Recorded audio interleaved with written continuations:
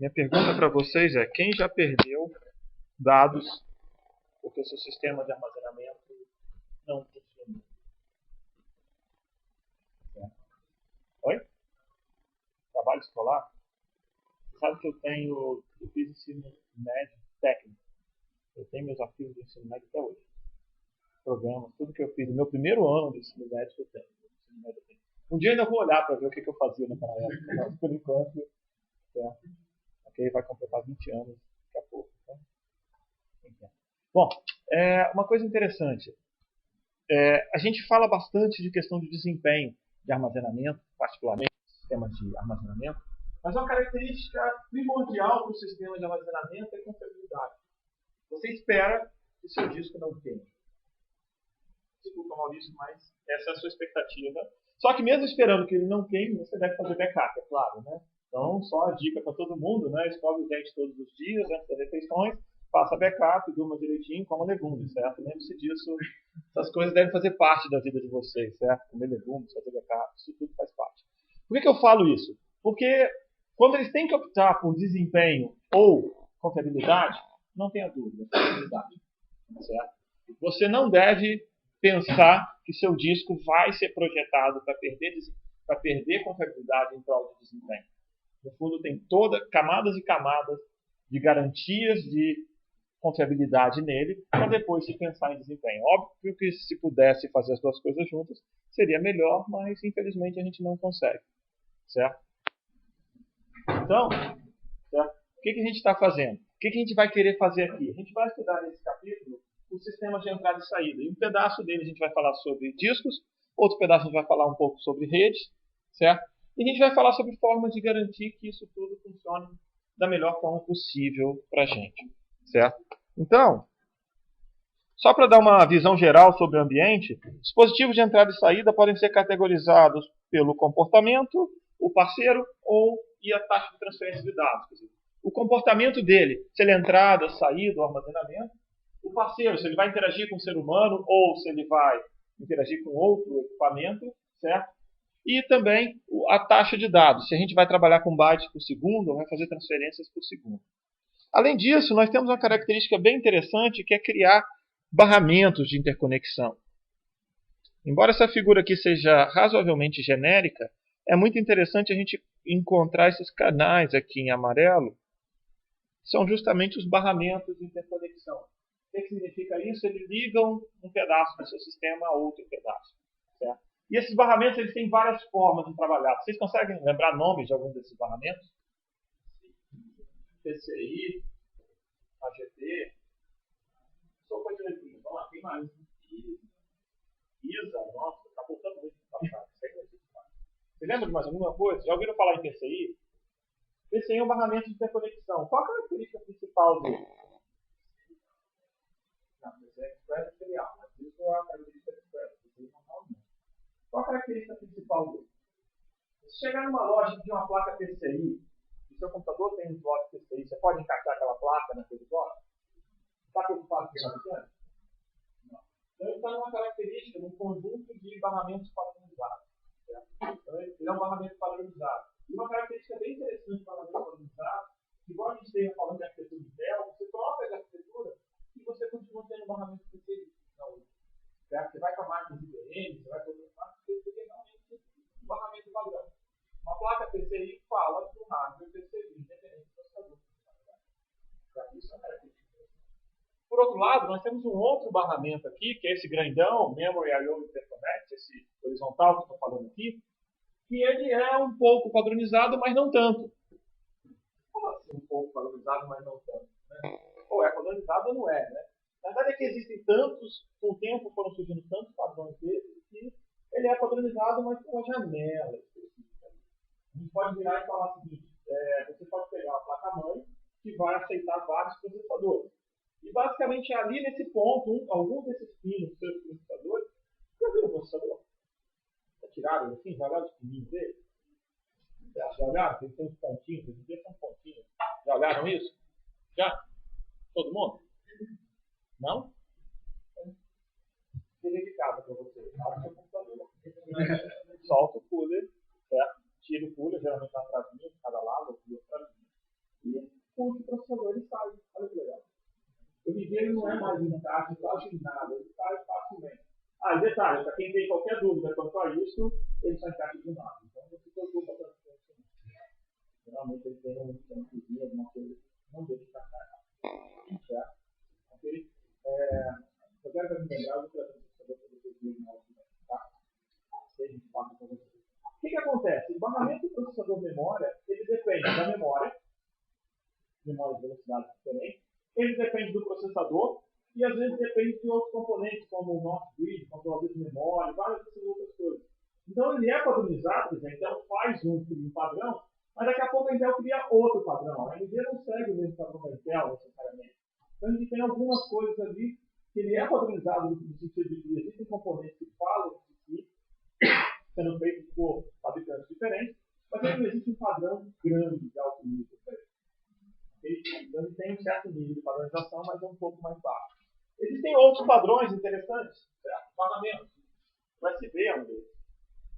Certo? Esse aí vocês já ouviram falar, né? Certo? É o único da demonstração que existem 4 dimensões. Certo? Cada USB você tenta ligar de um jeito, não dá. Você liga no outro, não dá. Quando você volta para o primeiro, não é o primeiro. Você acabou de girar na outra dimensão, não encaixa. Certo? É por isso que o USB é a demonstração real de que existem 4 dimensões. O USB também é um barramento. Ele está, na verdade, nessa camada aqui, ó. SAT é um barramento, certo? AGP, ou agora não é mais AGP, Express é um barramento. Isso aqui deve ser PCI, ok? Então você tem vários barramentos. A própria rede, você pode, dependendo do modelo, você pode pensar no barramento ou em alguma outra topologia, tá? Então, barramentos fazem interconexão de componentes, certo? E eles podem ser grandes, longos, compridos. Um barramento USB pode chegar a 5 metros, ok?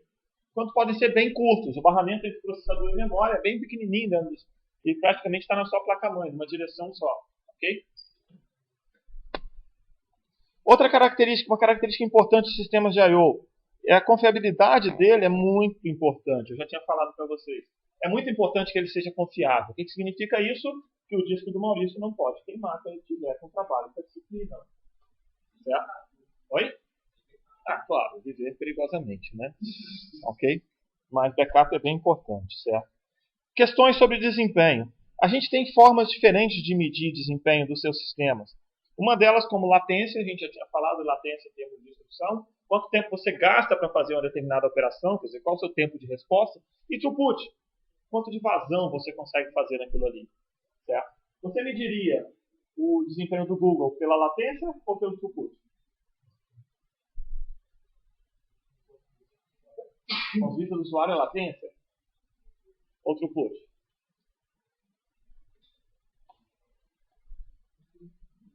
Oi? Acho que seria throughput. Qual a diferença entre os dois? Vamos lá. 50% de chance. Você vai medir por latência, levanta a mão. Você vai medir por throughput, levanta a outra mão. Você está tão cansado hoje que não aguenta levantar a mão. Levanta a mão para poder indicar isso. Você está cansado e não quer levantar a mão. Na verdade é o seguinte, vamos lá, latência e throughput. O que vocês acham? Oi? Latência. Alguém avaliando o serviço do lado disso. Então vamos pensar o seguinte, você quer descobrir, certo? Você quer fazer uma pesquisa no Google, bem simples, já que o Maurício ali quer fazer uma pesquisa no Google, ok? E aí ele vai digitar isso aqui e tal, o Rodolfo continua dando aula, dando aula, dando aula, dando aula. 2 horas depois o Maurício recebe a resposta dele. E aí? Vocês gostaram do Google, né? Bem, problema de latência, né? Às vezes a latência é tão baixa que você não nota ela como um problema. Você costuma achar que é instantâneo, né? No fundo, saiu o dado do computador dele, trafegou pela rede sem fio, tem rede sem fio aí? Tem rede sem fio, trafegou pela rede sem fio, servidor na Unicamp, foi parar lá nos Estados Unidos, ou em outro data center do Google, foi processado por talvez milhares de máquinas, voltou aqui, fez todo o caminho ao contrário aqui, reverso, pode ter ido até canal de satélite e tudo mais, pouco provável, sabe? Certo? E chegou no computador dele em 0,78 segundos. Então, a latência não é nem um problema, né? Alguém já se preocupou com a latência por você. Então, a latência, do ponto de vista do usuário, foi bem crítica. Agora, do ponto de vista do Google, eles têm problemas de throughput. Porque não tem só o Maurício usando. Certo? Lá no outro canto, o Thiago, né? Thiago. É Thiago? Ah, acertei, ó. Viu? Falei naquela foto nessa melhor do seu nome. Então, no outro canto, o Thiago também fez a mesma coisa. Imagina agora que o Google tivesse tomado a decisão de que, para responder o Maurício em 0,78 segundos, ele precisaria gastar 2 horas para o Thiago. Por que ele decidiu fazer isso? Não sei, mas foi aleatoriamente escolhido. Porque o Thiago não vai ter tempo de processamento no servidor dele. Então, throughput é importante. Ele tem que atender N clientes ao mesmo tempo. No fundo, para uma empresa de propaganda, certo? Ela precisa, quanto mais clientes ela atender, melhor. Okay? Então, você tem o outro efeito. Então, em certos casos, você precisa das duas coisas. O que acontece é que, normalmente, uma delas é crítica para você, num dado momento. Ok? Então, num dado momento, uma delas é crítica para você. É pouco provável que vocês tenham as duas como fatores críticos naquele momento. Ok? Tudo bem? Está aumentando a atividade cerebral. Bom, então vamos lá. O que a gente vai fazer? Se você pensa em desktops ou sistemas dedicados, você está muito interessado em tempo de resposta. Você pega seu celular e quer ligar para o número de emergência, você não quer que ele gaste 10 segundos para aparecer o teclado para você. Ok? Você está preocupado em desktop, em diversidade de dispositivos. Você quer ligar qualquer coisa que você pega e tem um conector USB, você quer plugar lá e tem que funcionar. Ok? Se você está no servidor, aí você está muito preocupado no throughput dele, quer dizer, quantos clientes ele consegue acessar de uma única vez, e também na capacidade dele crescer, escalar com mais componentes. Ok? Essa é a visão geral de I/O. Ok? Então, aqui nós temos algumas características importantes que você quer garantir que certo sistema funcione. Para garantir que o seu sistema funcione, você tem que se preocupar com o fato de que em alguns momentos eles vão falhar. Certo? Em algum momento o seu sistema vai falhar. Tem até histórias interessantes contando sobre isso. Certo? Que se vocês pegarem no livro e tentarem ler, qual a principal falha, se você pensar, deixa eu tentar desenhar aqui para ficar mais fácil de explicar para vocês. Se você pensar numa escala de tempo, certo? E aqui a porcentagem de falhas de um disco, você vai ver que aqui, ó, até um mês, ele tem um pico por aqui. E depois ele vai bem longo assim. Certo? É claro que a escala está totalmente errada aqui. Certo? E depois eles vão falhando espalhadamente, mas até o primeiro mês disco falha muito. Certo? É uma característica da propriedade de disco rígido. Se ele tiver que falhar rápido, ele vai falhar no primeiro mês. Certo? Não adianta deixar o disco na gaveta por um mês, não é nesse sentido que a gente está falando. Não, você faz teste no mês, eles te dão uma garantia nesse momento. Então, quando você bota um disco, geralmente você bota ele para funcionar, grava coisa nele, mas não substitui tudo do outro para ele e atira o outro do sistema, certo? Você faz a cópia, trabalha um pouco com ele, segura o primeiro mês, pelo menos. Tem gráficos interessantes, quando você pega fabricantes de grandes data centers, eles têm... O gráfico não é exatamente assim, certo? Ele dá uma subida depois, mas ele dá uma queda, é importante lembrar que ele dá uma queda bem grande aqui, tá? Ok? Outra característica interessante é que seu disco rígido, ele é medido e fala que ele vai viver quase centenas de anos, né? Certo? É interessante, você pega uma lâmpada e eles falam que a lâmpada vai viver 1000 horas. Já viu? Lâmpada que você compra no mercado? Ele chega para você e fala assim, essa lâmpada aqui vive 1000 horas, ela dura 1000 horas. Você viu que o cara deixou 1000 horas lá para ver se a lâmpada funciona? Como é que você mede isso? E não também com tanto, né? Mas se você ligar 1000 lâmpadas e a primeira queimar depois de 1 hora, é sinal que a sua lâmpada dura 1000 horas. Um pouco mais de estatística no meio do caminho ali, você faz essa relação funcionar. Mesma coisa eles fazem com o seu disco, mesma coisa eles fazem com os outros componentes do seu sistema. Vários deles, por pouco tempo, equivale a poucos deles por muito tempo. O que acontece é que se você tiver 1000 lâmpadas, uma vai queimar na primeira hora. Se você tiver 1000 discos, um vai queimar naquele dia. Teve uma época, 3 ou 8 anos atrás, eles decidiram compraram Macintosh, aquele Mac de desktop, e decidiram fazer uma máquina, um cluster, um supercomputador com ele. E a taxa de queima era 2 por dia. Certo? Eram tantos computadores, era 10 mil deles. Essa taxa de queima era 2 por dia. Porque todo dia era trocador. Não duvido que grandes data centers tenham esse pessoas começam a falar que supercomputadores hoje em dia, esses que você vê em ranking como top 500, eles devem funcionar por algo como 24 a 48 horas. É a taxa, é o momento que você quer de utilização dele. Depois disso ele vai ter alguma falha. É claro que a falha pode ser recuperada ou não, mas você colocar um supercomputador desse para funcionar por mais de 48 horas sem falha é uma tarefa muito complicada. Novamente, problemas para a gente. Então nós queremos confiabilidade, certo? Esqueci. E a minha... Outra coisa interessante é que uma falha dele pode não gerar uma falha do sistema, certo?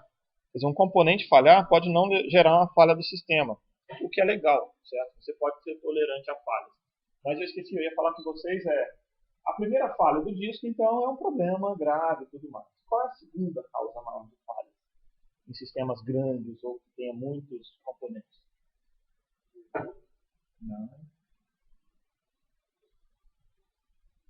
A primeira falha geralmente é a falha física, certo? Imagina que você tem um conjunto de storage, um monte de disco, tudo junto aqui. A primeira falha costuma ser, o que é muito recomendado que você tenha tolerância a duas falhas. Tá? A primeira falha você vai dar problema de qualquer forma, mas deu problema de qualquer forma, você vai lá e corrige. O que você deveria ter tolerância à segunda falha? Não. Aí o software não é segunda. Oi?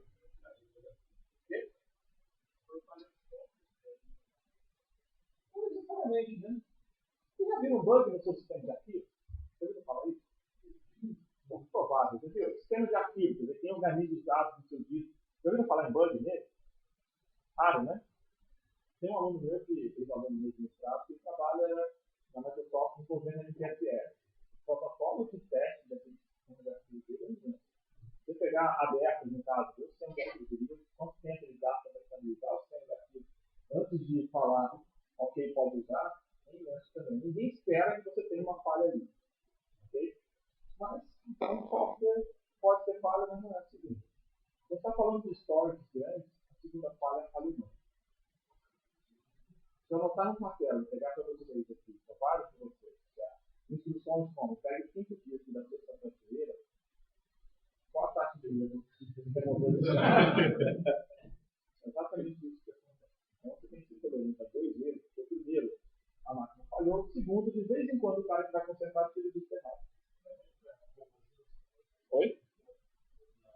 Alguns são. Eu não estou falando de uma história de aplicativo. Eu estou falando de data center inteiro.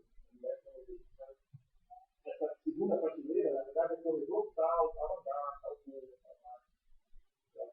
É muito comum hoje em dia que as pessoas projetem data centers, inclusive, para ficarem lacrados. Containers de máquina, onde o container inteiro é considerado como uma máquina.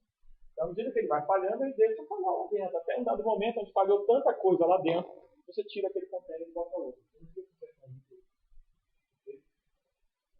Só para você ter uma ideia, um container desse vai custar na ordem de milhões. Mas é uma alternativa interessante. Ok?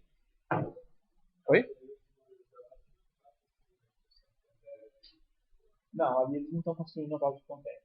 A gente fez uma cotação de um container desse há um mês e pouco atrás. Certo? A caixa, na realidade, a gente não comprou o container. A gente ia comprar um outro modelo que não é o container, mas ele é no formato dele, só que ele é um pouco menor. Vocês já viram a sala padrão do IC? O tamanho da sala do IC? A minha sala, a sala de qualquer professor do IC? Sabe aquela unidade? Então, é uma caixa daquele tamanho. Aproximadamente aquilo ali, com computadores lá dentro. E a ideia geral é que você pega uma caixa daquela, eles montam aquela caixa com você, você tem que ter um cabo de energia, um cabo de rede chegando lá, e ele pede um cabo de água, ele usa água para refrigeração. Certo? Então você precisa de 3. Bom, um é um tubo, né, e o outro são 2 cabos. Ok? Pensa que você poderia ter um plug grandão que faria isso tudo, certo? É claro que não existe isso. Você liga aquilo ali e pronto, está resolvido, o seu data center está ali do lado. Só a caixinha custa $500 mil. Só a caixa, só a construção, né? Certo? Okay?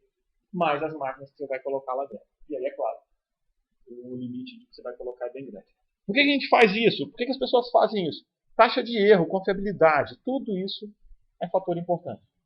Você realmente tem que tomar cuidado. Se você vai ter, certo? Se você vai ter, por exemplo, 10 mil máquinas, elas vão falhar. Eu não tenho a menor dúvida disso. Okay? Elas vão falhar e vão falhar com uma boa frequência. E a gente precisa começar a medir isso. A gente precisa começar a medir confiabilidade. E uma forma de medir é através do MTTF, tempo médio para falhar. Quer dizer, qual é, em média, quanto tempo um determinado equipamento gasta até falhar.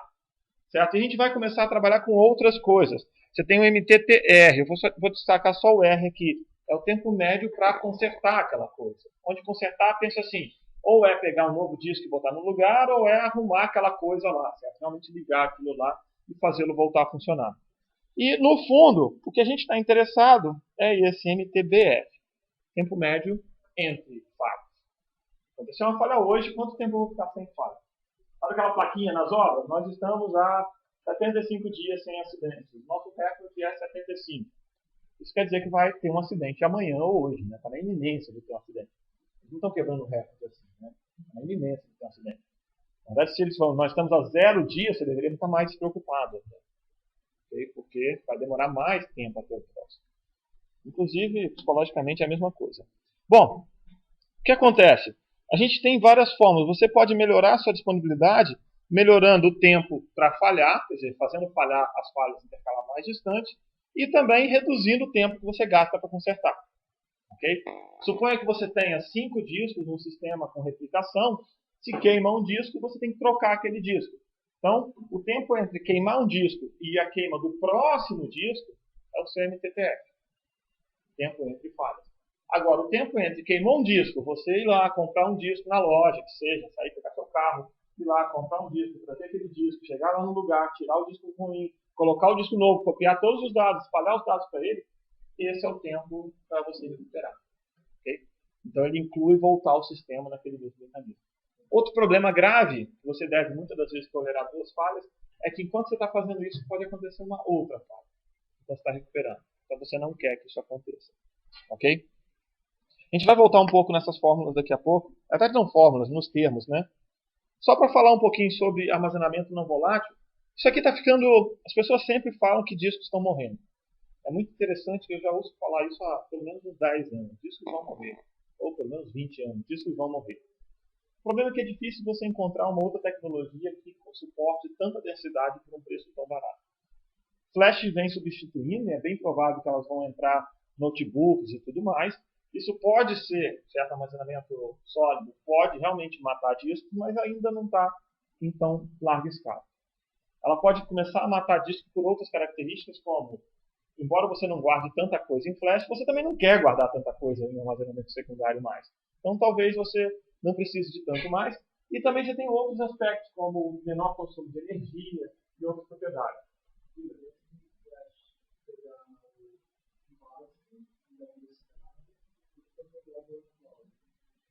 Pode ser, mas mesmo assim, a gente está falando de cloud mesmo, em rede, outros dispositivos. Então, é possível que armazenamento sólido ganhe de armazenamento em disco, porque armazenamento de disco, qualquer mecanismo de armazenamento depende de quantidade. Hoje em dia, você já tenta comprar um monitor daqueles grandões hoje. Qual o preço dele? Eles subiram bastante de preço. Parou de fabricar em escala, então eles subiram o preço. Tenta comprar uma impressora daquela matricial, tá fazendo barulho. Elas ficaram caras depois que você parou de fabricar em quantidade. A mesma coisa pode acontecer com disco, certo? Você pode perder volume e de repente eles encarecerem. E aí isso pode servir de ruptura para a flash aumentar em quantidade. Tá? Ok? Só para dar uma ideia geral, como é que você mede coisas em disco? Nós temos o que a gente chama de trilhas. Certo? São essas voltas aqui. Nós temos o que chamamos de setores, que são esses pedacinhos aqui, ó, pedaços de uma trilha, tudo bem? E nós temos o que chamamos de cilindro, que são várias dessas trilhas que eu marquei em verde dos discos distintos. Com isso a gente consegue mapear alguma informação no disco. Você tem a face do disco correto. E é através disso que você consegue mapear. Você consegue me dar uma noção de quanto tempo eu gasto para ler alguma coisa no disco? Tipicamente a unidade de trabalho do disco é um setor. Então você precisa ler no setor. O que você faz? Você vai pegar, você precisa ler o setor. Então, a gente precisa primeiro descobrir onde está o setor que eu quero ler. Então, supor que seja este setor aqui. Ó. O que você tem que fazer? Seu disco, ele tem as cabeças de leitura e gravação. No caso aqui, se eu tenho 3 discos, eu tenho 6 cabeças, posso ter até 6 cabeças, lendo cada uma das faces desse disco. Ok? E o disco está girando. Qual o tempo médio meu de espera até a parte azul chegar naquelas cabeças pretas ali? Tipicamente, seu disco vai demorar meia volta para chegar até aqui. Então, se seu disco gira a 4.800 RPM, ele vai demorar um certo tempo. Se ele gira a 7.200, ele vai chegar mais rápido. Se ele gira a 10.400, ele vai chegar mais rápido ainda. Então, a velocidade do disco afeta bastante o seu desempenho. Okay? Tem que dar meia volta. Além disso, a sua cabeça está aqui, mas ela vai ter que fazer esse movimento, ir até o centro e voltar. Então, você ainda tem esse movimento, certo? De fazer. Tipicamente, seu disco vai fazer as duas coisas simultaneamente, certo? E mais, a cabeça não fica em contato com a superfície física, ela fica flutuando acima dela. Tá? Então, o que você tem? Você tem 2 tempos aí importantes. Primeiro, esperar o disco dar meia volta, e o segundo, a cabeça chegar até lá. Ok? Uma característica importante é que você pode ler esse pedaço aqui, esse pedaço aqui e esse pedaço aqui simultaneamente. Então, você consegue ler 6 pedaços simultaneamente desse disco de 3 faces. Ok?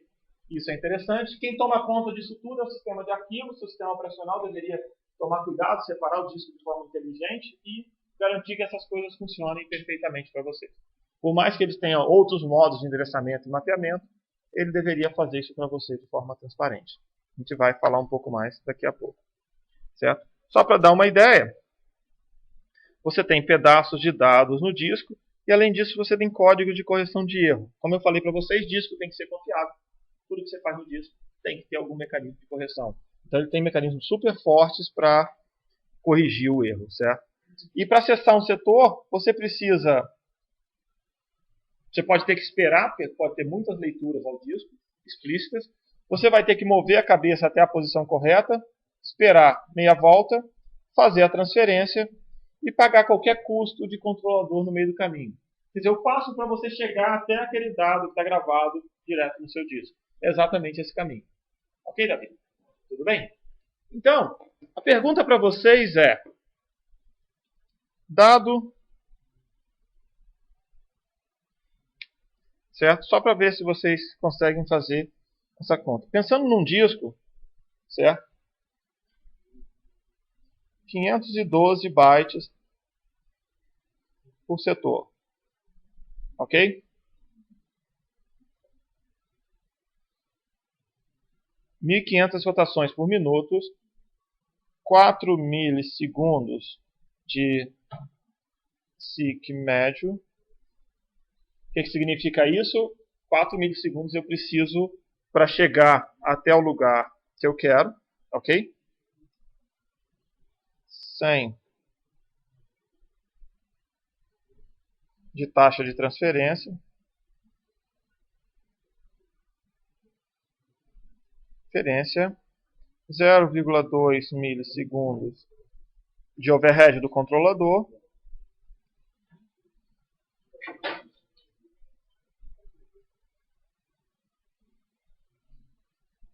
Certo? E aí, quanto tempo você gasta para ler esse setor?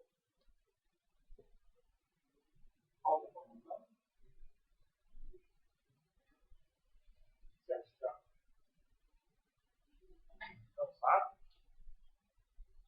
Maurício?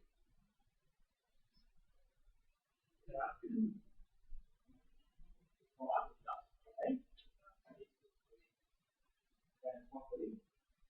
Vale, né? O que você fez? Então, você falar com uma...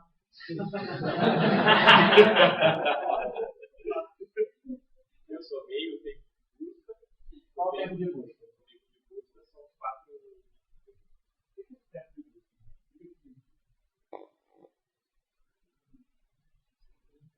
Vamos lá. Quem complementa? O que é esse tempo de busca? Como o disco é móvel, eu tento posicionar essa cabeça até o lugar. Ok? Qual o próximo componente, né? demora para rotação. Então, a gente considera meia rotação. Quanto está isso aí? 2 milissegundos. O que significa isso? Em 2 milissegundos, o seu disco está meia volta.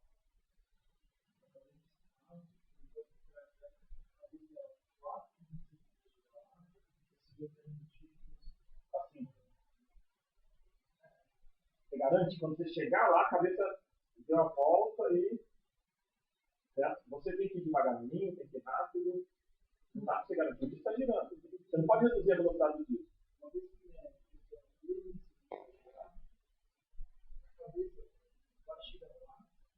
E aí você vai ter que esperar meia volta para ela chegar lá em média.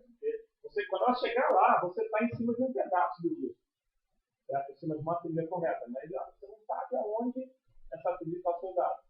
Você não consegue chegar mais rápido, nem mais devagar você consegue, mas você não quer. Ok? E se o disco der essa meia volta, você não para agora, espera aí que eu vou ver. Ok? Você quer que ele faça. Na verdade, essa é uma das principais funcionalidades que a gente costuma colocar cache no disco. O que acontece? Você lê um setor, vai continuar aí, Renato, tá? Você vai ler um setor, e aí se você pede para ler outro, você tem que pagar os outros custos, latência do controlador, todas essas outras coisas. Então o que acontece? É muito comum você pedir para ler um setor, você vai lá e lê vários setores e bota numa cache. Quando você paga o preço lá do controlador, os dados já estão na cache. Mecanismo de cache, igual a gente já viu no capítulo passado, certo? Está em tudo quanto é lugar. Mas o que você faz, Renato? Aí tem o tempo de transferir os dados. Como é que você transfere? Como você mede isso? Eu tenho uma velocidade de 100 megabytes por segundo. Eu divido quanto eu quero transferir. Como a gente está transferindo? Tempo 2, certo? Meio kbyte. Então você vai calcular meio kbyte ali e vai tentar transferir. Soma esses tempos todos, cada uma dessas coisas, a gente não consegue fazer em paralelo. Vai ter que fazer um de cada vez. Soma esse overhead e pronto. Certo? Uma coisa interessante é que aquele 4 milissegundos de tempo de ciclo médio, por incrível que pareça, esse é o tempo que você consegue diminuir. O tempo físico de mover a cabeça de um lugar para o outro no disco é o tempo que você consegue diminuir, porque tipicamente seus dados não estão tão espalhados assim no disco. Geralmente, certo, o cálculo, a única medida que eu já vi que o pessoal de marketing aceitou, você publicar um número que é maior do que acontece no mercado. O cálculo do tempo médio do ciclo, ele envolve a média de todos os setores, de todos os pontos do disco para todos os outros. Mas tipicamente seus file systems estão segregados em pedaços do disco. Então é muito comum que você não se mova tanto. Ok? Então na média você está abaixo da média. Não é verdade isso, certo? O que significa isso? Na média, os seus acessos ao disco são segregados a um pedaço do disco. Logo, o seu tempo médio de acesso é abaixo do tempo médio do disco como um todo. Ok? Só para lembrar, são duas médias distintas. Então você não está fazendo nenhuma violação de estatística, nada disso. Não. Ok? Tudo bem? Certo? E uma característica interessante é que, justamente porque tem todos esses tempos, o sistema de arquivo, subindo um pouco o nível, pensando em quem vai projetar NTFS, SXT2, 3, 4 e qualquer outro desses, as pessoas começam a projetar o seguinte: você quer escrever uma coisa no disco e você quer escrever nesse pedaço azul. Se a pessoa quer escrever no vermelho aqui, de repente você fala, espera um pouquinho, eu vou tentar encaixar esse pedaço verde aqui primeiro. Certo? Então eles começam a olhar isso. E não só em termos de ciclo, mas principalmente em termos dessa distância aqui. Então eles tentam escrever, ordenar os dados para serem escritos de forma mais otimizada no disco. Então você não precisa ficar movendo muito a cabeça de leitura e gravação. Okay? Isso é extremamente comum. Quando o seu disco está trabalhando muito, tem alguém organizando, um sistema operacional reordenando os acessos a disco. Que se você começar a pensar em termos de flash, isso é completamente irrelevante. Flash é uma memória como outra qualquer. Você pode falar, escreve na posição 1000, escreve na posição 10.000, e não vai ter diferença entre mover o dado e escrever no outro. Okay? Então, quando a gente fala sobre flash, o que a gente vai fazer é que a gente joga fora, certo? Esse dado e esse dado. Certo? A gente joga esses dois dados fora. A gente tem outros problemas com flash, mas a gente tem que jogar esses dois dados fora. Ok? Diga. Então, quando você diz isso, sistema de arquivos muito utilizado para flash. Há mais ou menos um mês atrás foi lançado o primeiro patch no Linux para puxar isso. Certo? Ainda não está estável o suficiente, mas eles já estão fazendo exatamente isso. Flash tem outros problemas. Flash tem a vida útil limitada. Certo? Já ouviram falar que você só pode escrever 1000 vezes ou 10.000 vezes no Flash? Acabou, né? Entendeu? Se você tentar escrever ali, queima, né? O que acontece é que Flash tem outras técnicas que ele fala o seguinte: você tem basicamente o que eles chamam de uma camada de abstração. Então você tem a camada mais baixa, que é a flash física mesmo, e aí você tenta escrever, mas ela expõe algo bem mais alto nível para você. Então quando você escreve na posição 1 da flash, não necessariamente está escrevendo na posição do ponto de vista funcional, você não está escrevendo na posição física dela. É uma camada que faz um remapeamento. Propriedade interessante disso, se você é uma atriz famosa, você tira foto, você precisa apagar o seu cartão de memória, não necessariamente o seu cartão de memória vai apagar. Porque quando você escreve 2 vezes no mesmo lugar, o dado não vai necessariamente no mesmo setor da flash pela segunda vez. Ele vai remapear, ele tenta balancear isso. Ok? Tudo bem? Pensem nisso 2 vezes antes de tirar foto. Oi?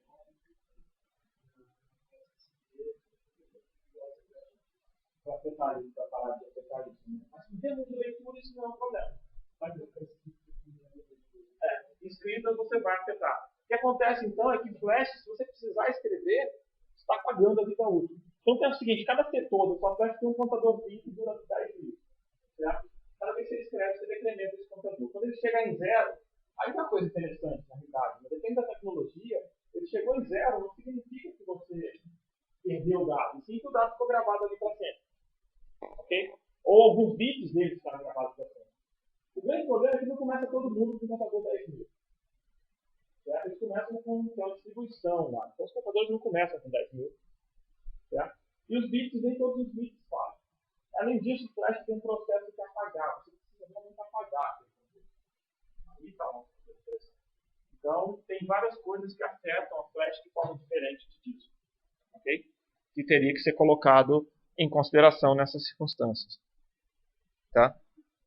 Só para falar aqui, flash então é 100 vezes a 1000 vezes mais rápido do que disco. Ok? E é menor, menos consumo de energia, mais robusto. Mais robusto eu vou botar entre aspas aqui.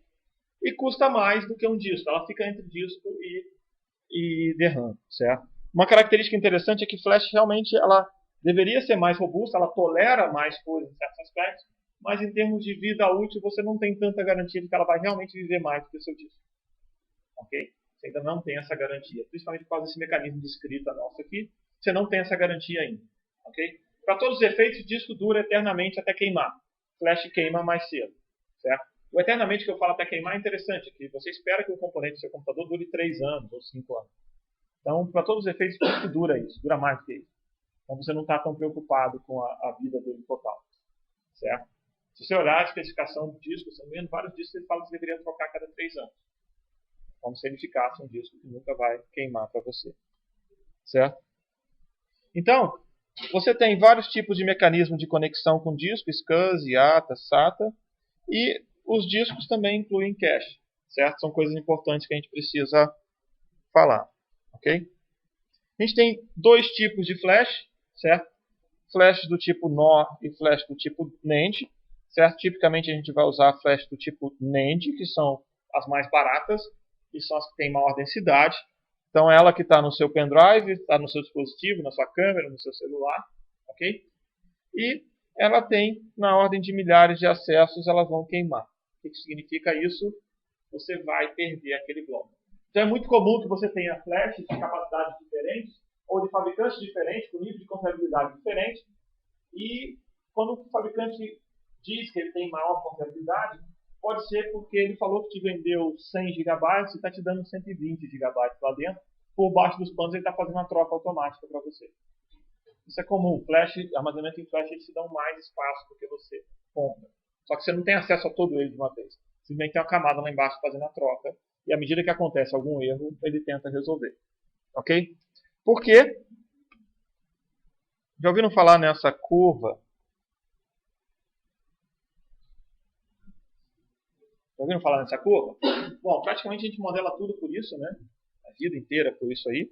E o que acontece é que algumas falhas vão acontecer aqui muito cedo. Certo? E você não quer queimar o seu disco inteiro ou descartar seu disco inteiro por causa disso. Então você define uma certa capacidade que é suficiente para que todas essas falhas aqui aconteçam e você ainda tenha um disco completo lá embaixo. Certo? Até onde você chega na curva é basicamente a confiabilidade do seu disco, o tempo esperado de venda dele. Certo? Bom, A gente falou de disco e flash, vamos falar um pouquinho só sobre interconexão, depois a gente vai ligar essas coisas todas, tá? Certo? Então a gente vai falar um pouco de interconexão e você tem interconexão entre cada um dos seus componentes do sistema, certo? E a gente falou sobre bus, barramento, ele é um canal de comunicação compartilhado entre vários dispositivos. O que acontece é que os barramentos estão cada vez mais ou menos vivos, mais mortos, né? A gente não está usando mais canais compartilhados. Tipicamente você usa canais exclusivos e muitas das vezes canais seriais, certo? Aqui ele está falando que são conjuntos de fios, né, que fazem transferem tanto os dados quanto a sincronização, certo? E vão se tornar um gargalo. Característica interessante de barramento: você liga vários processadores, certo, no único barramento, e aí o que vai acontecer é que quando um quer ler a memória, o outro também vai querer ler o outro componente, o outro também vai querer, o outro vai querer. Você tem que ter alguém igual ao sinal de trânsito, segurando quem passa, quem vai para cada lado. Okay? Se você tiver algum outro mecanismo, você consegue trabalhar melhor com ele. Certo? Hoje em dia nós temos conexões seriais mais rápidas. Dúvida? Por que então, Davi? Se eu troco o ATA, que era o cabo que ligava ao disco, aquele cabo paralelo que ligava ao disco, eu troquei para o SATA, que é um cabo serial. Então o ATA tinha 8, 16 ou 32 fios, eu troquei pelo SATA, que tem basicamente um fio mais fios auxiliares, e eu consegui ficar mais rápido. Como você troca 8 fios por um fio e faz esse um fio ficar mais rápido?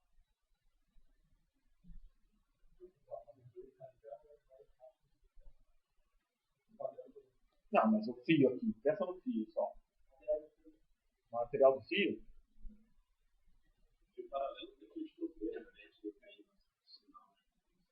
Decair bastante sinal? Não exatamente. Quase, mas não é exatamente isso. Quando você tem muito fio, se você sobe a frequência, eles começam a interferir muito no outro. Vocês lembram daqueles HDs que passaram a ter aquele cabo ATA azul, que azul? Já quando passou de um cabo ATA de 40 fios para um cabo ATA de 80 fios, sabe qual foi a utilidade desses 40 fios novos que colocaram? A ferramenta.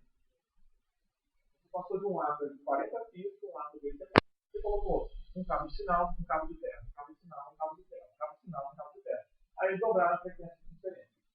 Por que eles conseguiram dobrar? Porque tinha uma malha de terra ali que conseguiu minimizar a interferência. Ok? Bom, notável. Então o que acontece? Você precisa de um cabo, certo? E você precisa garantir taxa de transferência. Cabo paralelo interfere um no outro. Cabo serial não. Então quando você coloca um cabo serial, você sobe a frequência assustadoramente. Okay? E no fundo, esses canais seriais eles não são realmente um fio serial. E às vezes são 2 fios seriais, às vezes são 4, mas eles são blindados de forma. Aí dá para fazer um fio um pouco diferente, porque você tem menos espaço, então você consegue blindar. Ok? Melhor. Então essa é a ideia geral. Cabos seriais, você consegue transmitir mais dados, porque você consegue operar uma frequência muito mais alta. Só que é o seguinte, se você tinha um cabo de 8 vias paralelo, o seu serial tem que ser pelo menos 8 vezes a frequência daquele, para garantir ficar elas por elas. Certo? Se o seu cabo tinha 32 vias, você tem que ter 32 vezes a frequência. Okay? Então tem que lembrar que isso vai acontecer e você precisa desse grande desempenho. Ok? A gente falou já, né? A gente falou sobre barramentos, processadores de memória. Barramento processador de memória ele é geralmente pequeno, vai ligar coisa bem pequenininha e uma velocidade bem rápida. E você tem barramentos de I/O, igual o USB que a gente tem, ok? Esses barramentos já são um pouco maiores, vão crescendo e eles são muito padronizados, ok? Por que ele precisa ser padronizado? Porque você quer ligar qualquer placa PCI no seu computador e ela tem que funcionar. Então seu barramento está padronizado. Detalhe interessante, aquelas PCIs antigas, que não eram seriais, o comprimento de cada um dos 32 fios que passavam da PCI, que vinha lá do chip da sua placa-mãe até o chip da placa que você insertou lá, ele tem que ser idêntico. O que significa isso? Você tem que trazer 32 fios de um canto, chegar no outro lado com 32 fios. Certinho. E gastar exatamente a mesma distância. Porque ele tem que estar altamente sincronizado para não gerar. Então, às vezes era comum, inclusive, você fazer meio que zigue-zague alguns fios para poder gastar um comprimento que o outro tem que fazer a mais. Mas a gente tem que fazer uma curva com 32 fios. Você não pode fazer. Tem que fazer de forma diferente. Então, o PCI tinha esse problema. O PCI Express consegue matar isso. Ok? Sincronização. Como é que você faz barramento? Tipicamente, eu acredito que vocês já tenham visto noções muito mais básicas sobre isso em circuitos lógicos, mas vamos só dar uma coisa um pouco maior em termos de barramento. Você tem os dados que você precisa, então é aqui que você tem que trabalhar. Você quer esse cara, certo? Você precisa de linhas de controles auxiliares para ele. Então o que significa isso? Você tem os dados que você quer transmitir e você precisa de linhas de controle. E para poder fazer isso, você precisa optar ou por fazer um barramento síncrono ou um barramento assíncrono. No barramento síncrono você transmite um clock. Então fica fácil. Toda vez que sobe o clock aqui, tem um sinal do outro lado. O problema é que, novamente, em altíssima frequência, transmitir o clock não vai funcionar. Então você faz um barramento assíncrono. Barramento assíncrono você sinaliza. Vai algum dado e o outro lado tem um protocolo para tentar entender isso. Okay? Então é muito comum quando você vai fazer em alta frequência e barramento um pouco mais longo, você faz algo assim. Okay? Você vai fazer coisas assíncronas dentro do processador. Só para dar alguns exemplos, certo? Aqui a gente tem alguns exemplos, eu vou chamar a atenção de algumas coisas, certo? Se você pegar, por exemplo, o USB 2.0, ok? Ele tem o nosso comprimento máximo de 5 metros. E você pega, por exemplo, um PCI Express, ele só vai ter um comprimento de até meio metro. Isso quer dizer, seu conector PCI Express, até que é grande, meio metro dentro do computador, é bem grande, né? Mas ainda assim tem uma restrição de comprimento bem grande, certo? Outra característica interessante para todos eles aqui é que eles são sempre padronizados, certo? Alguém padroniza cada um desses caras. Então é algo interessante, são barramentos, então eles são padronizados. Você quer conectar coisas, certo? Você não tem um barramento para conectar a um fabricante de disco, outro para outro fabricante. Fica? Ok? Certo? E aí, a gente vai falar um pouquinho sobre um PC típico. Ok? Esse aqui já não é mais tão típico assim, mas a gente vai falar dele e a gente vai mostrar um pouco a diferença dele. Isso aqui é uma máquina que está potencialmente 2 processadores, certo? Com N cores cada um deles. Ok? Mas são 2 processadores aqui.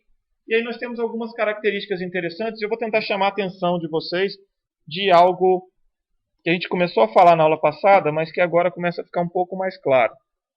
Está vendo esse ATA paralelo aqui? 100 MB por segundo. Ok? Então você pode ligar vários discos ATA a 100 MB por segundo. É a taxa de transferência máxima que você conseguia num disco ATA. Se você decidir ligar num disco SATA, ok? Você pode, nesse exemplo nosso aqui, chegar a 300 MB por segundo. Eles realmente aumentaram bastante a velocidade.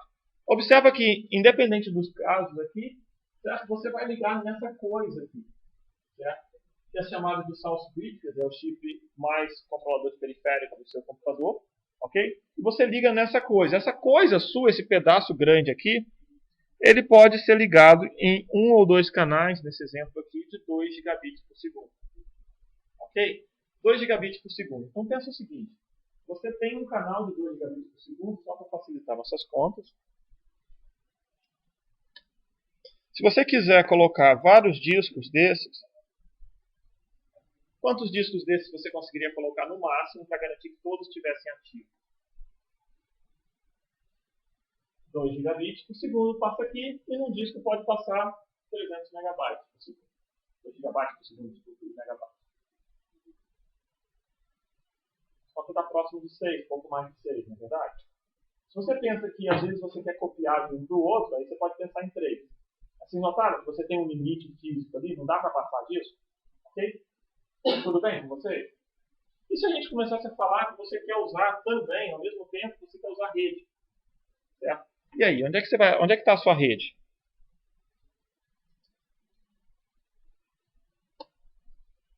Cadê a rede aqui? A gente tem um PCI Express por aqui. Um desses aqui vai ligar a sua placa de rede. 1 gigabit por segundo. Certo? O que significa isso? Se você quiser colocar a sua rede, aí você não vai poder ter tantos discos trabalhando ao mesmo tempo. Ok? Então, no fundo, quando você vai projetar um sistema, o grande ponto para você é checar se você tem essa capacidade ali dentro. Não adianta você virar e falar, eu tenho um aqui, tem mais um aqui, tem mais um aqui, tem mais um aqui, certo? Tenho 3 fios desses aqui de 300, depois eu tenho mais 3 de 300, logo eu tenho, certo? O que a gente vai ter aqui? 6 vezes 300, mais 1, 2, 3, 4 vezes 1 giga, É isso que você pode colocar, não é verdade? Concorda comigo? É isso que você pode ligar? Provavelmente você tem esses conectores todos no seu sistema. Aí que está o grande ponto de falha inicial. Não é por ter um conector que você vai poder ligar alguma coisa. Você deve ligar alguma coisa. Você pode até ligar, mas você não deveria contar que todos eles vão funcionar na mesma velocidade. Você tem um outro gargalo. Certo? E aí, nós temos aqui mais rápido, certo? Se a gente tentar olhar mais rápido, observa que você tem um PCI Express lento aqui embaixo e você tem um PCI Express mais rápido aqui em cima. Certo? Além disso, você tem um controlador de memória que hoje em dia ele é ligado diretamente ao processador. Certo? Ele não passa por mais nada, já está dentro do processador essa parte de cima. No fundo, esse pedaço aqui, praticamente todo, está aqui dentro. Certo? Ok? Então aquele pedaço todo ali que a gente está desenhando, fazendo separado, ele já está dentro do processador. Então eles já falam com a memória. É muito comum que você pense num sistema... É muito comum que você pense num sistema onde o seu processador tem um canal direto com a memória, certo? E se você quer colocar outro processador aqui, você pode ter algo como isso. Outra memória. Certo? Cada processador tem um canal com uma memória específica para ele. As memórias podem ser compartilhadas, então se o processador de cima quer ler da memória de baixo, ele vai chegar nela, mas ela vai ficar um pouco mais demorada do que a primeira, caso ali. Certo? Bom, então aqui o grande ponto é você conseguir fazer sua conta. Então se você começa a fazer a conta, você tem que olhar que esse cara aqui também, o barramento principal ali, 10.5 GB por segundo. Então novamente você tem limites. Então para cada barramento desse você vai ter um limitante. E o grande problema aqui é somar seus limitantes e ver se eles estão ficando numa capacidade razoável. Ok? Tudo bem? Coisas importantes sobre a I/O. Você já deve ter visto um pouco disso em termos de sistemas operacionais. Então a gente vai tentar olhar isso aqui de uma forma um pouco mais baixo nível, certo? Tipicamente, o sistema de entrada e saída é controlado pelo sistema operacional, certo? E nós temos algumas coisas importantes, certo? Muitos programas vão compartilhar os recursos de I/O, quer dizer, eles vão compartilhar discos, certo? Todo programa quer gravar disco, eles querem usar redes. Então o sistema operacional é responsável por criar abstração e gerenciar essas abstrações. Ok? Você não quer que um programa escreva direto no disco porque vai dar problema de compartilhamento. E a I/O vai causar interrupção assíncrona. O que significa isso? Significa que de tempos em tempos alguns dos programas precisam receber dados e alguém tem que tratar esse dado e conseguir descobrir se esse dado é para aquele programa ou se é para outro programa. Imagina que você recebeu um pacote da rede, esse pacote é para o seu servidor web, é para o seu SSH, é para que parte do seu computador. Ok? Isso é bem importante, isso é necessário para você. Okay? Quem faz essa conta toda, quem faz todo esse trabalho é o sistema operacional. Eu vou descer aqui e vou mostrar um pouco formas de fazer isso. A primeira forma, imagina que você tem alguém apertando teclas no seu teclado, certo? O computador lá do Thiago, certo? Ele está digitando coisas no teclado. Por mais rápido que o Thiago esteja digitando, ele vai digitar da ordem de 10 caracteres por segundo no máximo. Tá? Ele não vai ficar. E se ele ficar com o dedo apertado, para as pessoas que têm curiosidade, ele só mandou uma tecla para o computador e falou, fica repetindo até soltar o dedo. Então, é menos dado ainda que ele está gerando para o computador. Ok? Então ele vai digitar 10 caracteres por segundo, é um cara que digita extremamente rápido, ou alguém está tocando o teclado. Tá? Ok? É alguma coisa nessa velocidade. Diga.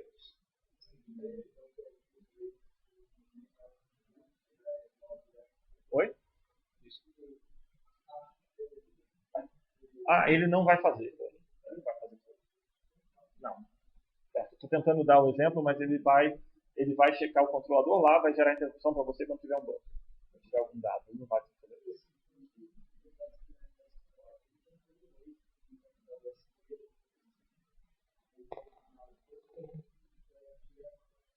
Na verdade, o mecanismo é idêntico. O notebook é simplesmente um desktop ligado numa coisa pequenininha. A plataforma é exatamente a mesma. Ele pode, inclusive, ser USB, por exemplo. Ok? Só que está conectado dentro. É sério. Eu já vi um notebook interno que os caras queriam colocar alguma coisa. Ah, tudo bem. A gente usa os USBs internos dele.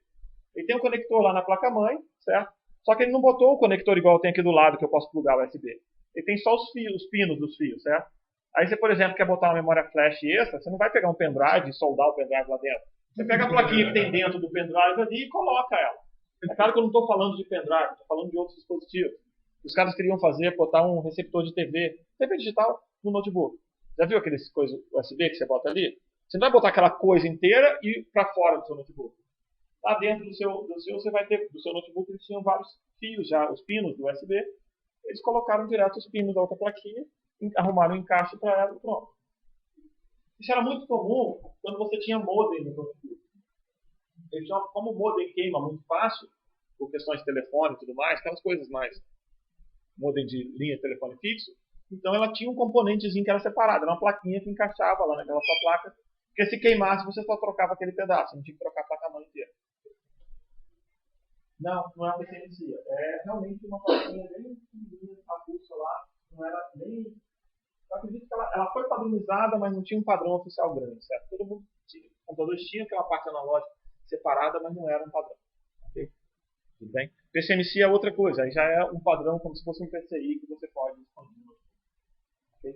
Que passou a ser chamado de PCCard e cada vez muda de nome. Mas é a mesma coisa. O que acontece? Pooling, você vai ficar olhando para um componente para ver se está pronto. Ok? Então, se tem alguma coisa, o seu disco está pronto, seu disco está pronto, seu disco está pronto, seu disco está pronto. Renato, por exemplo. Certo? Está pronto o seu disco? Corrigiu a prova? Corrigiu a prova? Certo? Então, peço desculpas publicamente para ele, que eu estou devendo a revisão da prova dele, mas ele fica lá fazendo polling de tempo em tempo. É um exemplo interessante. Okay? É um exemplo interessante. Ok? Certo? Você poderia pedir, por exemplo, não sei se vocês já viram, mas a nota do último teste está na página. Certo? Vocês poderiam ficar olhando de tempo em tempo. A nota está na página, a nota está na página, a nota está na página. Outra forma um pouco mais calma de fazer isso é marcar a linha que tem a sua nota e marcar lá no Google e pedir para ele te mandar um e-mail quando alguém alterar aquela linha. Certo? Esse aí já é um outro mecanismo que a gente chama de interrupção. Ok? O que significa isso? Quando o evento acontece, dá para fazer. Dá para você pedir para a gente notificar quando alguma célula muda. Só marcar a linha da sua nota e você vai ser avisado.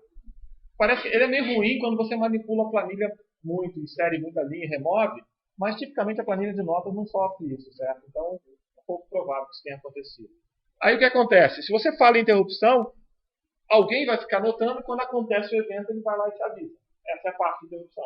Okay? Então o disco, por exemplo, você vai pedir ao disco para poder, vai pedir o DNA, vai pedir alguém para fazer uma leitura do disco. Essa parte vai fazer a leitura do disco e vai te avisar, ó, terminei de ler, já está na memória para você. Isso é uma interrupção. Okay? Você vai precisar de um software para tratar essa interrupção e você precisa dos dados funcionando corretamente, precisa programar esses casos. Interrupção funciona de forma muito similar com exceção, precisa ter prioridade, observa que está acabando a energia, é mais importante do que, sei lá, ver um pacote pela rede, ou o contrário, depende de como você olha. Certo? Então você precisa se preocupar. A questão principal aqui é que você usa pooling quando você tem desempenho mais baixo, quando você não quer fazer muita coisa, quando as coisas acontecem com frequência bem mais baixa. Certo? Você não precisa olhar na página da disciplina todo minuto para ver se tem a nota. Você pode olhar uma vez por dia e você está altamente confiável. Ok? Tudo bem? Agora, se tem alguma outra coisa de frequência mais alta, aí você pode querer fazer algum mecanismo de interrupção. Tudo bem? Ok? Então essa é a ideia geral e a gente vai usar também um outro componente do sistema chamado DNA. A gente vai fazer um exemplo interligando isso tudo. Eu falei na aula passada que eu gosto de chamar a atenção do N do DNA. Certo? A ideia geral do DNA é que é um componente extra do seu computador que faz cópia de dados entre o dispositivo e a memória, ou entre a memória e o dispositivo. Para que você quer o DNA? Você quer o DNA para ele acelerar e não fazer seu processador ficar tendo que fazer transferência por transferência. Lembra que a gente falou que o setor do disco tem 512 bytes? Imagina que você tivesse que ter uma instrução para ler um byte, ou ler uma palavra do disco, copiar na memória, ler outra palavra do disco, copiar na memória, ler outra palavra do disco, copiar na memória. Você ia gastar muitas instruções, um laço, para fazer alguma coisa que alguém pode fazer para você. Então o DNA te dá um grande ganho de desempenho. E tem coisas interessantes, como por exemplo, o seu DNA ele vai permitir que você faça múltiplas operações ao mesmo tempo. Então ele vai ficar olhando vários discos, fazendo cópia entre um disco e outro, ou fazendo operações entre memória e um disco, lendo de outro disco na memória. Então ele faz, o DNA é capaz de fazer isso com você. Então ele libera a CPU dessas atividades mais metódicas ou mais trabalhosas. Ok? Só um outro detalhe interessante Quando você vai trabalhar com DNA, você tem um grande problema de coerência de cache. Imagine o seguinte, você está querendo guardar um dado no disco, certo? Você processou um dado e quer guardar no disco. Leu o teclado, fez tudo mais. Esse dado pode estar na cache ainda, né? E não foi gravado na memória.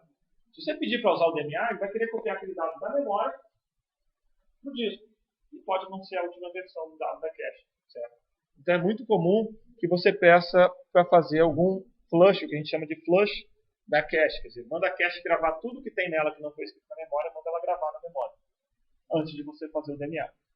Okay? E no sentido oposto, você pede para invalidar esses dados. É bem importante você fazer nas duas direções. Quer dizer, se você pegar, está querendo gravar alguma coisa, você manda gravar nessa direção, você manda limpar a cache, mandar os dados para o disco. E se você está querendo ler da memória, certo? Está querendo ler do disco, você manda invalidar aquele pedaço da cache, porque tem dados novos na memória. Ok? Tudo bem?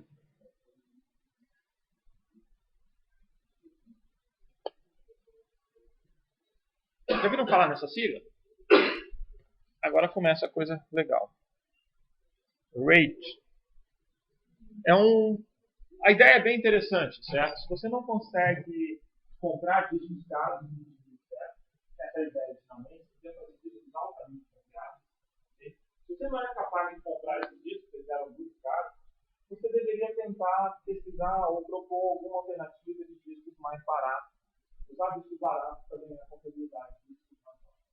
Então, em essência, é isso que você vai fazer. Usar vários discos de forma que seus dados sejam, de alguma forma, mais confiáveis ou mais rápidos.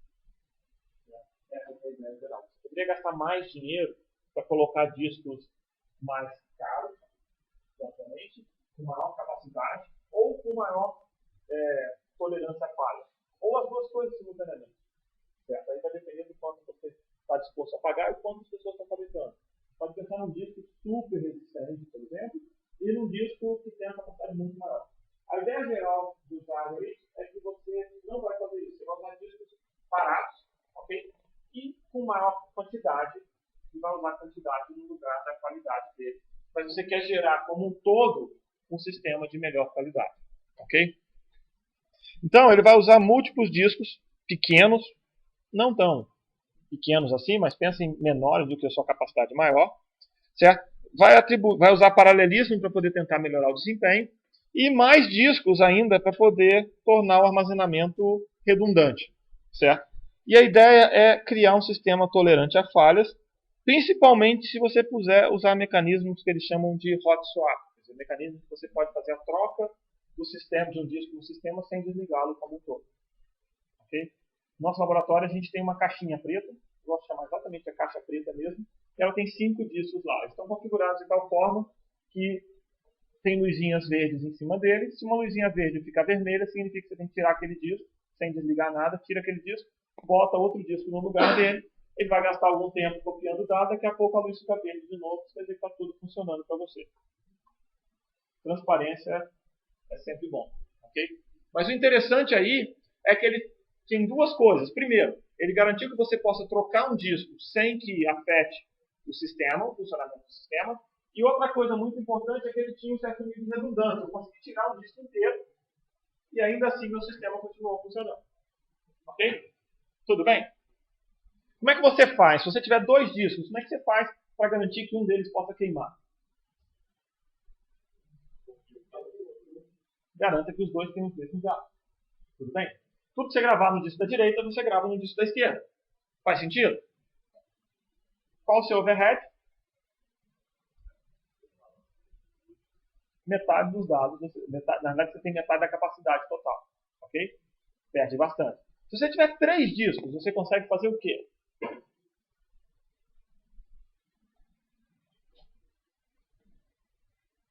Vitor, o que você acha?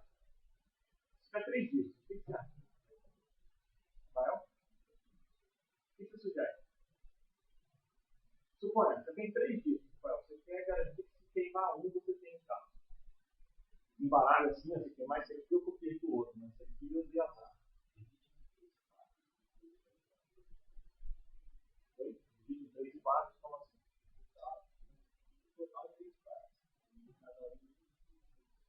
Cada um fica com 2 partes. tentar desenhar isso aí para ver se eu consigo. Então você tem o seu volume de dados aqui, que você quer dividir em 3 partes. Isso? Não fechou a conta? Bom. Oi? Deu 3,5 a conta dele? E aí, como é que você faz? Dá para fazer? Silvio? Resposta padrão dá, né? Senão, pergunta retórica tem que ter resposta. Mas o que a gente faz então? Davi? Faz ideia? Consegue imaginar alguma coisa? Quantos discos você deixaria de reserva? Ou de perda de overhead? 1, 2 ou 3? 3 você tem overhead de 1 disco. Por que overhead de 1 disco? Se fosse overhead de 2 discos, poxa, aí tá pior do que ter só 2. Você joga um fora e pronto, né? Fica só com 2. É mais barato e dá a mesma confiabilidade, certo? Como é que você faz?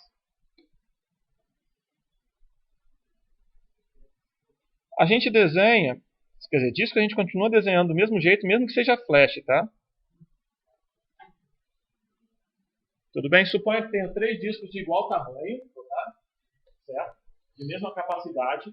E agora a gente quer garantir que esses caras sejam equivalentes em termos de capacidade. Tudo bem? A gente quer garantir que esses caras aqui sejam equivalentes, que eu consiga tolerar a perda de um deles. Isso quer dizer que em algum momento eu vou chegar e vou queimar um deles. Okay? Um deles vai queimar e a gente vai ter que ser capaz de recuperar os dados. Okay? A ideia nesse caso aqui é usar um conceito bem simples chamado de paridade. O que é paridade? Certo? Paridade, você vai ter para cada bit que você grava num disco e no outro disco, você vai gerar um terceiro bit e vai gravar no terceiro disco. É claro que a gente não faz isso bit a bit, certo? Você pode fazer bit a bit, mas a gente vai fazer bloco a bloco. Vai ficar mais fácil.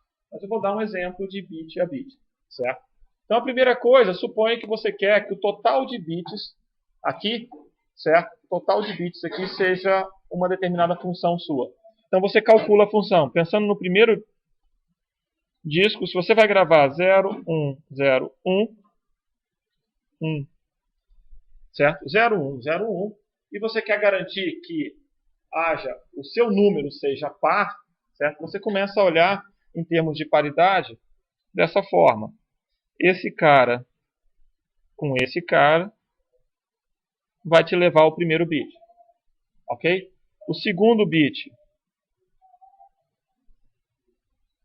vai te levar ao segundo, o terceiro com o terceiro vai te levar ao terceiro, e o quarto com o quarto vai te levar ao quarto.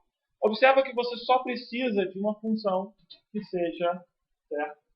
Funcione para os dois lados, ok? Então, só para poder a gente trabalhar, ao invés de trabalhar em binário, eu vou dar um exemplo de uma função que você consegue trabalhar em decimal, ok? Então, se você quiser gravar 3 nesse disco, 7 nesse outro, supondo que caiba, você vai colocar 10 nesse aqui. A sua função é uma soma. Ok? Tudo bem? Certo? O que acontece? Se queimar esse disco aqui, o que você faz? 10 menos 3. Ok? Se você queimar esse disco aqui, 10 menos 7. E se você queimar esse disco? Você tem que recriar, então você vai somar de novo. Ok? Tem que lembrar que o sistema como um todo, você quer que ele tenha 3 discos sempre. Então você vai ter o disco que queimar, você vai ter que ir lá e colocá-lo. Então você consegue reconstruir, com base em informações de 2 deles, você consegue reconstruir o terceiro. Tudo bem?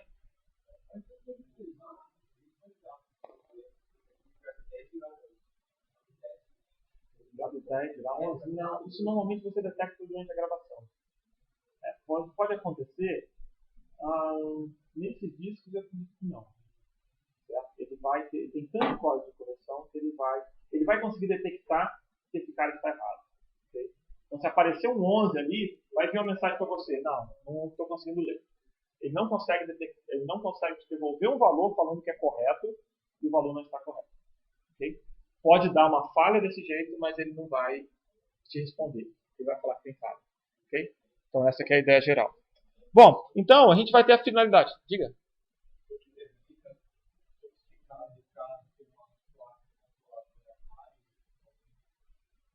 Não, depende do que você quer, não necessariamente. Hoje em dia nem tão mais caro assim, não.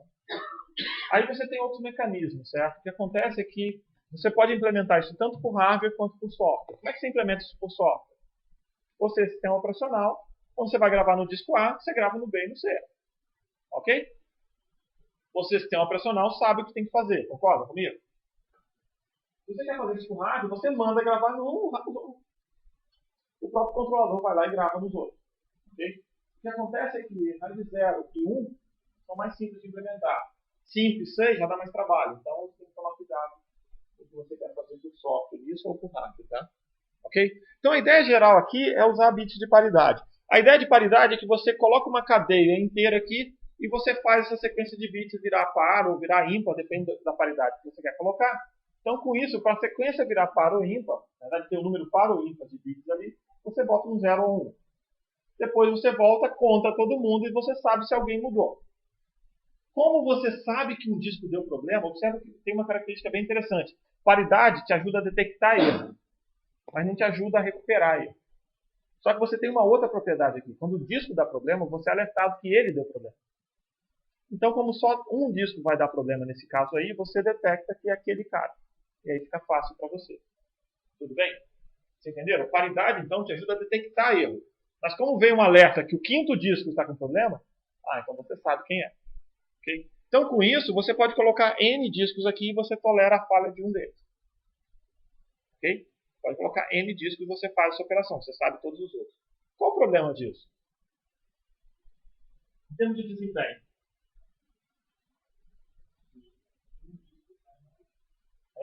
Um disco de paridade.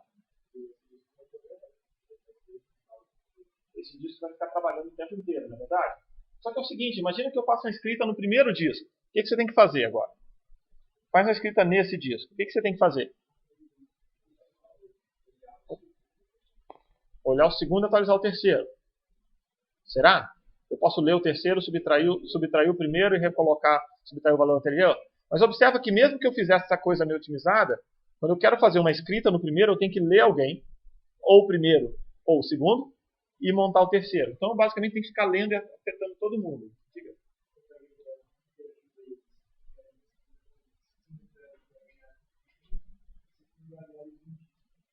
Você põe um gargalo de um disco. Aí começa a ter coisas um pouco mais espertas, certo? A gente está falando 0 e 1, aí você tem modelos 2, 3 e 4 ali no meio que tentam melhorar um pouco isso. Em linhas gerais, o que eles fazem? Uma forma interessante é você pensar não mais bit a bit, sim bloco a bloco. Okay? Outra coisa interessante é que a gente está sempre falando da nossa função, certo? Você tem o primeiro disco aqui com vários pedacinhos, vários dados que você está gravando no primeiro disco, e aí você tem os dados do segundo disco e os dados do terceiro disco. E aí nós estamos falando que esse disco aqui tem paridade, esse é paridade, esse é paridade, esse é paridade, esse é paridade, esse é paridade, e eles vão ficar com paridade o tempo inteiro. Só que você não precisa fazer isso. Você pode definir um outro mapeamento de forma que a sua paridade vai estar aqui, depois vai estar aqui, depois vai estar aqui. Tá vendo? Você espalha a paridade entre os discos. Então isso aí vai gerar do RAID 2, 3 e 4 variações nesse mecanismo de espalhar a paridade. Ok? E também granularidade dela. Você pode virar e falar, para essa linha a paridade está nesse, para essa linha a paridade está nesse, certo? Então você tem essas variações aqui em cima, tudo bem? Ok? Essa é a ideia geral desse aí. E aí a gente começa a olhar esses discos, assim, essas configurações, simplesmente como variação dele. Ok? Então, a gente falou aqui, ó, o RAID 1, ele faz espelhamento. Você tem N mais N discos, você grava nos dois simultaneamente. Ok? Tudo bem? E aí, o que você faz com isso? Certo? Você precisa colocar dois discos para você ter os dados exatamente idênticos nos dois. Você gastou um disco extra para cada disco que você quer colocar. Tudo bem? N mais N. Você pega o RAID 2, ele cria um código de correção de disco. E aí ele vai trabalhar com algo um pouco mais esperto nesse sentido. Você vai botar 10 discos, que é o exemplo aqui, para 10 discos você coloca 4 discos extras e ele faz um código de correção, similar ao que a gente fez. Ao invés de pensar 2, 3 discos aqui, ele vai fazer uma coisa um pouco mais elaborada. Mas a ideia é que você não vai precisar de 10 discos para fazer os outros 10, tá? Vai ter um pouco menor. Tudo bem? Aí, tem outras variações aqui, mas o interessante é a gente olhar um pouco para o 5, certo? O 5 ele faz a paridade distribuída. O que significa isso? Que tudo era nesse canto aqui, ele começa a espalhar a paridade. Justamente para evitar que você tenha um disco que vai ser escrito o tempo todo. Esse disco vai queimar mais cedo. Okay? Aí você coloca um disco de redundância e esse disco queima. Bota o disco de redundância e ele queima. Bota o disco de redundância e ele queima. Quer dizer, parece que é melhor você não ter a redundância, né? Okay? Pelo menos o seu sistema fica funcionando mais. E outra coisa interessante, uma outra alternativa é fazer o 6. Certo? Ao invés de você pensar no 5, que é um conjunto de paridade aqui, olha, tá vendo? Cada linha ou cada pedaço desse você tem uma paridade. O que você vai fazer com o 6 agora é que você vai ter 2 paridades. E ao você ter 2 paridades, significa que você vai tolerar 2 discos, 2 falhas. A primeira falha é uma falha física, a segunda falha tipicamente é um ser humano. Ok? Então você já está um pouco mais organizado para isso. Tem as fórmulas para você calcular, certo? Você coloca mais redundância para ter mais tolerância, certo? Além disso, você pode tentar começar a fazer combinações entre eles, certo? Você pode usar alguma coisa de redundância ou algo nesse sentido. Que a gente não vai focar aqui para a gente. A gente vai trabalhar um pouco mais olhando esses caras mais altos.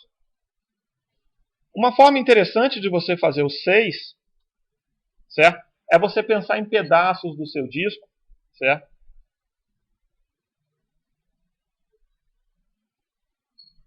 Certo? Imagina que isso aqui é pedaço, são os vários pedaços do disco, certo? Igual a gente estava falando lá. E aí você vai colocar um nível de redundância aqui, certo? Esse azul aqui, ok? Só que o azul ele é uma redundância nesse sentido. E aí, para garantir que você tolera falhas, você pode pensar em fazer um outro nível de redundância, que aqui eu não consigo desenhar tanto, mas ele vai fazer nesse sentido. Então você coloca o verde aqui desse lado, tá vendo? E você vai fazer a redundância nesse outro sentido aqui, a diagonal. Certo? Então toda vez que dá uma falha em algum disco, você tem paridades olhando em pedaços diferentes do seu disco, em destinos diferentes. E aí você consegue recuperar um pedaço. Ok? Por exemplo, se falhar alguma coisa... Deixa eu fazer mais um aqui, senão a gente vai ficar... Opa. Certo? Colocar só essa aqui. Então o que acontece? Se você tiver algum nível de falha aqui e aqui, o que você faz? Tá vendo? Tem esses 2 X pretos ali. O que você faz ali naquele momento? Você primeiro recupera esse cara, certo? Usando essa paridade. Só tem uma falha aqui. E depois, quando você tiver esse cara, você recupera esse dado. Então ele começa a usar mais de um dado para recuperar. E como eles estão gerados de dados de origens diferentes, você consegue pegar os pedaços separadamente. Okay? Então, tem fórmulas diferentes, tem mecanismos de correção diferentes, mas a ideia geral é trabalhar nesse sentido. Ok? Tudo bem, senhores? Dúvidas, perguntas? Então deixa eu só mostrar 2 coisas aqui para a gente encerrar por hoje. Certo? A primeira coisa é que RAID, se você faz RAID 0, que é simplesmente somar os 2 discos, certo? Sem nenhum tipo de redundância, você pode dividir os dados que você escreve para os 2 discos ou ler os dados e juntar na volta. Então você consegue, com 2 discos girando na mesma velocidade, o efeito de ter o dobro da taxa de transferência. Então o seu sistema fica mais rápido. Ok? Além disso, ele supõe falhas independentes. Certo? Aquele cara, lembra na aula passada que eu falei, o cara do Machado? Esse cara aí destrói todos os discos, independente de redundância ou não. Certo? Então você não pode... Existem falhas que vão acontecer na máquina como um todo. Aí, nesse caso, você não está trabalhando. Tem que continuar com backup. Ok, Maurício? Certo? Bom, outra coisa importante para a gente olhar é que se você vai projetar um sistema grande, certo? Você precisa não só pensar na latência, quanto em algumas operações críticas, no caso, certo? Particularmente se o seu sistema não tiver carregado, não tiver particularmente se o seu sistema não tiver com a carga total, ele tiver com alguma ociosidade lá, você vai poder planejá-lo ou trabalhar como um todo. Tipicamente, você não consegue colocar esse sistema usando 100% da capacidade de todos os componentes. O que vai acontecer? Um deles vai ser o vilão. E você tem que trabalhar com ele. Certo? E é exatamente isso aí que a gente tem que trabalhar. Você tem que somar a latência de todos os seus componentes e ou maximizar o throughput dele buscando o link mais fraco. Quer dizer, buscando o componente que é mais lento como um todo. Ok? Então aqui a gente vai ter um exemplo bem interessante agora, para encerrar, que eu vou dar a ideia geral deles aqui para você, a gente vai realizar esse exemplo completo na próxima aula, só um exemplo de ponta, mas a ideia geral aqui é que você vai ter um sistema, vou pegar esse cara aqui, certo? Que é um rack desse aqui inteiro. E aí você tem que descobrir qual a capacidade de taxa de transferência dele, ou quem é o gargalo desse sistema como um todo. Ok? Essa é a nossa meta. Não é um container ainda, mas já é um pedaço dele. O container vai caber uns 8 ou 10 desses. Ok? E a gente precisa conseguir medir esse cara em... Hein? É muita coisa? É uma coisa interessante. Eles gastaram muito tempo para descobrir que um data center não precisava ter ser humano lá. É sério, tem dois mercados bem grandes para alto volume de computadores. Data centers, de empresas tipo Facebook e Google, e os supercomputadores de HPC, certo? Que são, sei lá, você vai pegar governos, compram isso, Petrobras tem, certo? Supercomputadores, você quer ser humano por perto. Porque tem marketing, tem alguém financiando e tudo mais. Porque no fundo é só para isso que você precisa daqueles caras lá. Certo? É sério, você precisa ter algo bonito. Inclusive os caras fazem layouts bonitos. Não sei se você já viu um supercomputador chamado Jaguar. Busca foto deles. Os caras tiveram o... No caso ali, eu ia falar uma palavra feia, mas não pode, né? Tá gravando? Então os caras tiveram aquilo mesmo de fazer o seguinte, cada gabinete, cada rack desse aqui, na frente dele, eles têm um adesivo que é uma pequena fatia do Jaguar. Então quando você liga todos os racks um do lado do outro, você vê aquela grande imagem de um Jaguar de um lado para o outro. Quer dizer, no data center do Google não tem ninguém preocupado com isso. Certo? Os caras não estão, os caras estão preocupados em manter as coisas funcionando. E além disso, os caras estão preocupados também em economizar energia. É outra característica interessante, certo? Hoje é o segundo supercomputador mais poderoso do Brasil. Ele era o primeiro até... Acho que oficialmente ele ainda é o primeiro, porque o outro não subiu no ranking, que deve ser em novembro, certo? Mas ele já é o mais rápido do mundo, então ele é o segundo supercomputador mais rápido do mundo. Ele não tem dinheiro para pagar a conta de energia elétrica dele. Só para você ter uma ideia. No IC3 tem um transformador de 500 kVA lá fora do IC3. A gente está pensando em colocar 4 racks lá dentro que vai gastar quase 200.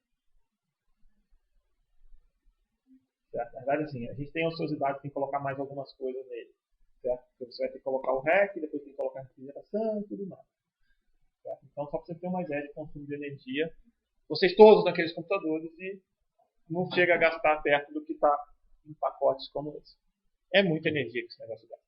Ok? Então a gente vai fazer esse exemplo na próxima aula. Ok? Vou trabalhar com esse exemplo aqui para a gente trabalhar na próxima aula. Tudo bem?